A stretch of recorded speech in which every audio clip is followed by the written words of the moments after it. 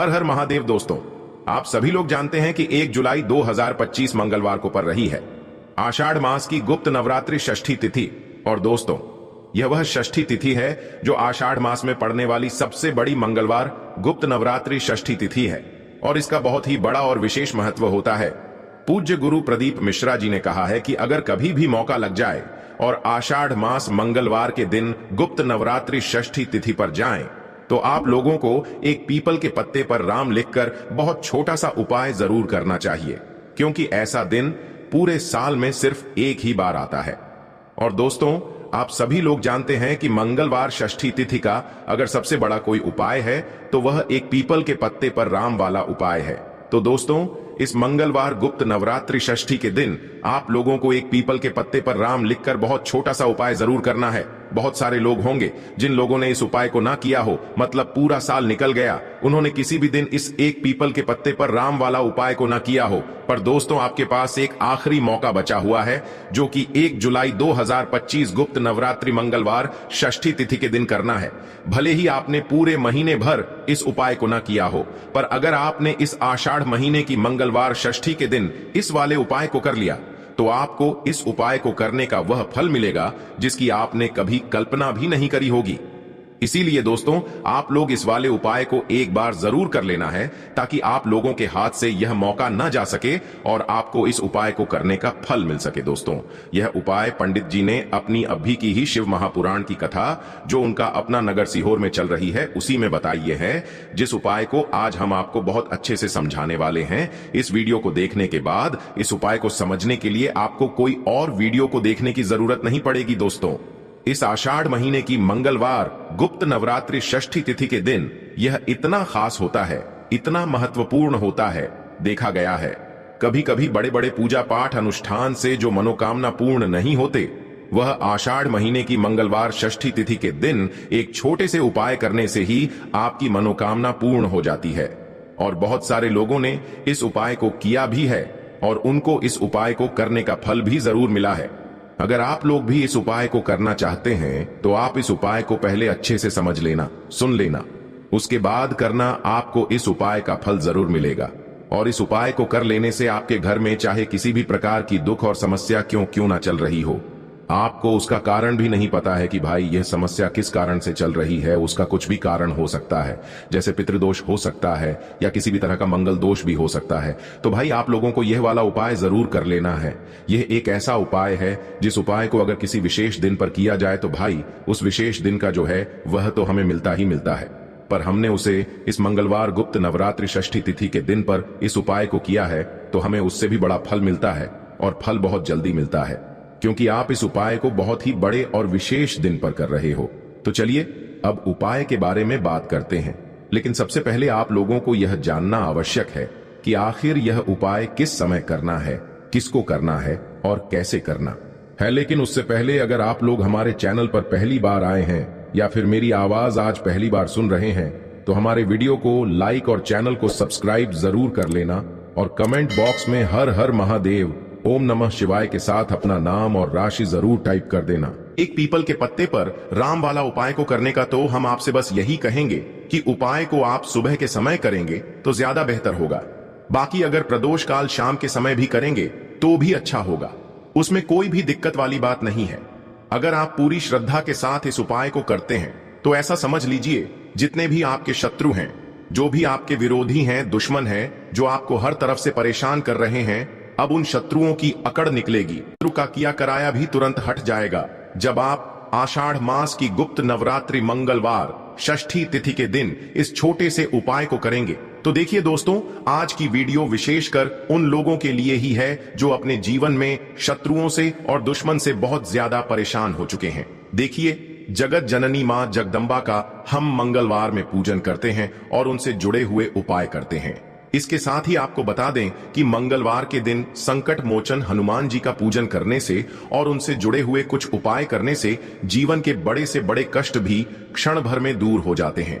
तब बहुत कम समय में आपके शत्रु और आपके विरोधी आपके जीवन से दूर हो जाएंगे। आपके दुश्मन लाख कोशिश करने के बाद भी आपका बाल भी बांका नहीं कर पाएंगे। अगर आप इस मंगलवार गुप्त नवरात्रि षष्ठी तिथि के दिन इस छोटे से उपाय को कर लेते हैं दोस्तों, अभी का जो समय है यह कलयुग का समय है और कलयुग के एकमात्र देवता जो अपने भक्तों के जीवन से सारे कष्टों को दूर कर देते हैं वह स्वयं है संकट मोचन हनुमान जी है। और संकट मोचन हनुमान जी का पूजन अगर आप मंगलवार के दिन करते हैं तो ऐसा समझ लीजिए आपके जो शत्रु हैं, आपके जो विरोधी, आपके जो दुश्मन हैं, ये किसी भी तरह से आपको परेशान करने का प्रयास कर ले नहीं कर पाएंगे। दूसरी, अगर आपके शत्रु ने आपके ऊपर कोई भी तंत्र मंत्र करवा रखा है, कोई भी जादू टोना, कोई भी ब्लैक मैजिक आपके ऊपर करवा दिया है या करवाने का प्रयास कर रहे हैं, ऐसा समझ लीजिए वह किया कराया आप तक पहुंचेगा ही नहीं। और अगर आप तक पहुंच भी गया है कोई भी ब्लैक मैजिक तुरंत हट जाएगा जब आप इस छोटे से उपाय को इस मंगलवार गुप्त नवरात्रि षष्ठी तिथि के दिन करेंगे। देखिए उपाय बहुत छोटा है लेकिन बहुत लाभकारी, दिव्य चमत्कारी है। मतलब उपाय को करने में ना तो आपका ज्यादा समय जाएगा, ना ही इसमें आपको ज्यादा पैसे लगने वाले हैं। और ऐसा समझ लीजिए कि एक बार ही अगर आपने इस उपाय को मंगलवार के दिन कर लिया तो इसका महादिव्य चमत्कार आप खुद देख लेंगे। तो मंगलवार की जो दिन होते हैं यह बहुत ही सिद्ध दिन होते हैं। मतलब मंगलवार के दिनों में 9 माता रानी हमारे घरों में आती है, अपने भक्तों के जीवन से कष्टों को दूर करती हैं। साथ ही साथ आपको बता दें कि मंगलवार गुप्त नवरात्रि षष्ठी तिथि व्रत के दिन आप सही टाइम पर जब भी आप संकट मोचन हनुमान जी के उपाय करते हैं तो हनुमान जी की आपको असीम और विशेष कृपा मिलता है।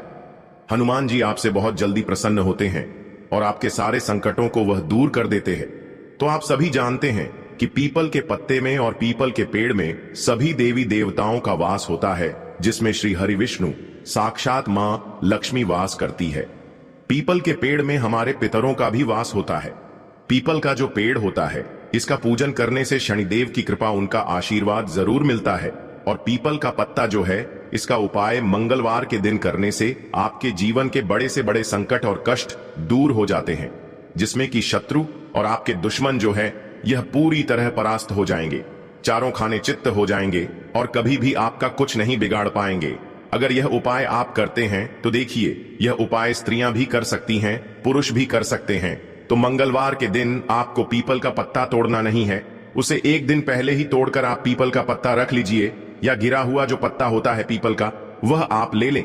ठीक है ना?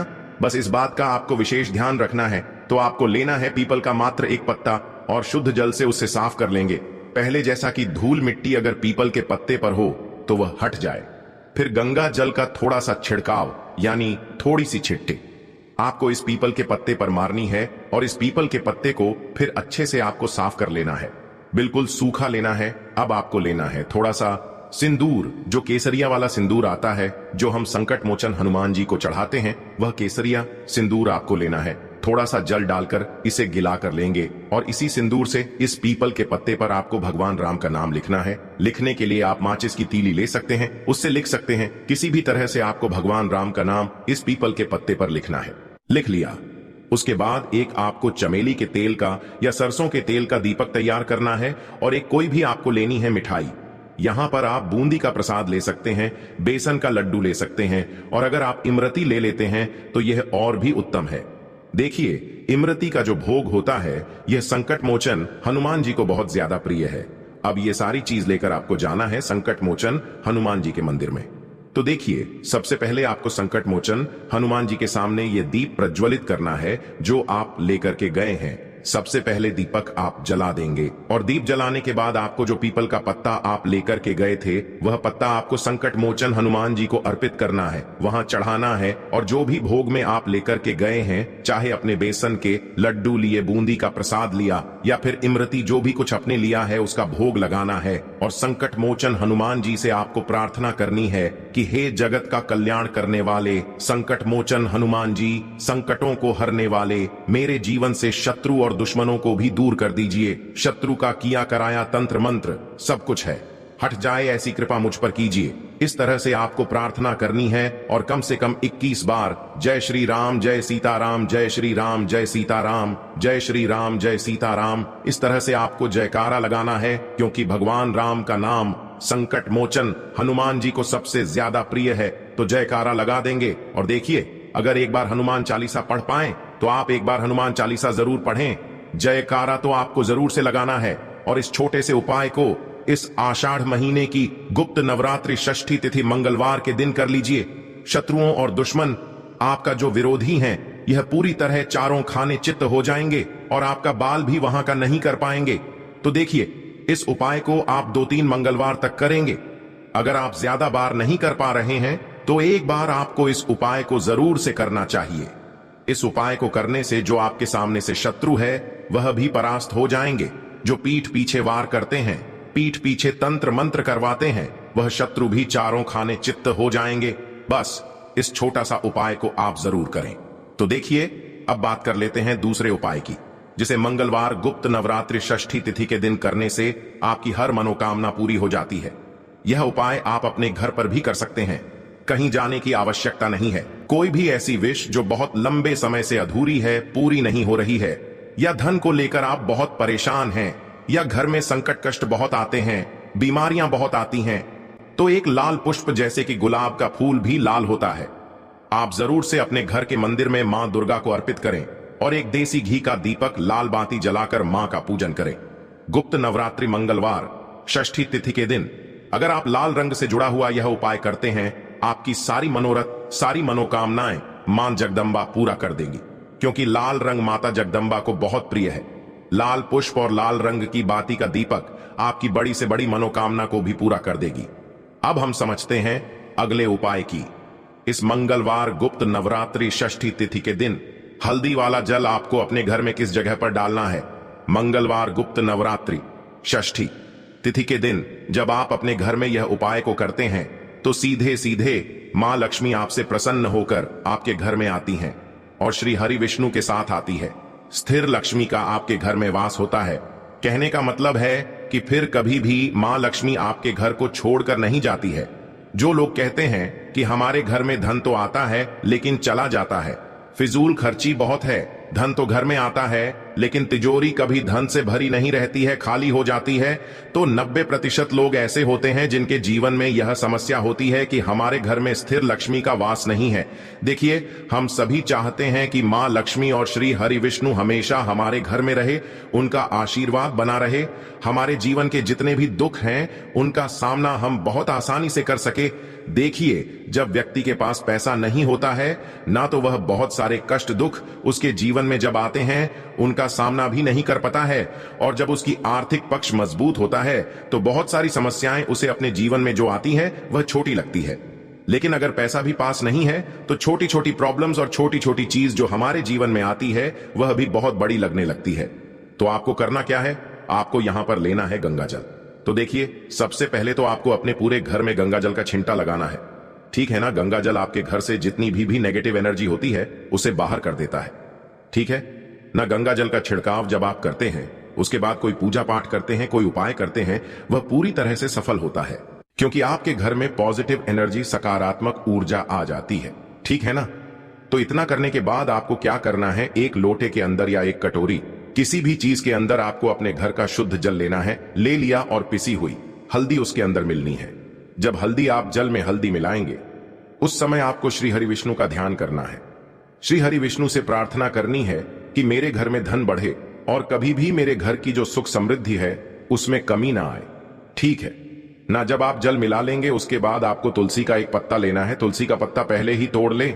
मंगलवार के दिन भूल कर भी आपको तुलसी पत्ता नहीं तोड़ना है, तो मंगलवार वाले दिन नहीं तोड़ेंगे, उससे पहले ही तुलसी का पत्ता तोड़कर रख ले।